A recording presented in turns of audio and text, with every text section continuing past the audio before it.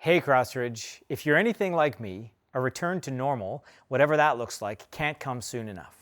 I'm really looking forward to a time when we'll be able to gather at the Clova, worship with each other, take communion together, and just be the church together.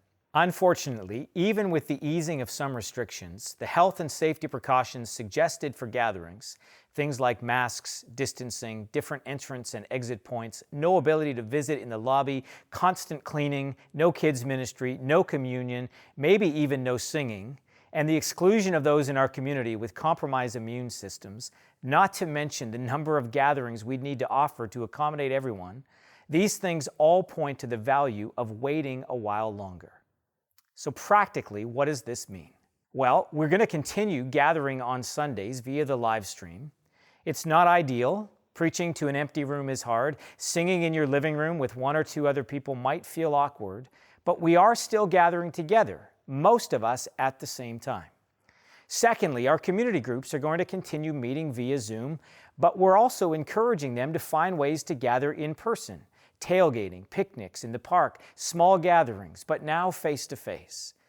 This summer also gives us an opportunity to do some smaller group gatherings, things like community, and these will give us a chance to see one another face-to-face, to encourage each other, and to pray in person for one another as we work through these difficult and challenging times. Please know that we are working on plans for how we can gather once restrictions have been further lifted, and we will share those details with you as we get closer to making changes. At this point, all we know for sure is that when we do return to gathering together, things will look different. How different? We're not sure. I want to close by saying a couple of things. Firstly, while differing views on how things should be handled and different ideas about things like distancing requirements, restrictions, the wearing of masks, etc., could be a cause for division, let's instead see this as a season to demonstrate unity and grace. We are called to love one another, not to judge one another. Secondly, the church isn't a building. You know this, I know this, but when we don't gather in a space together, it feels weird.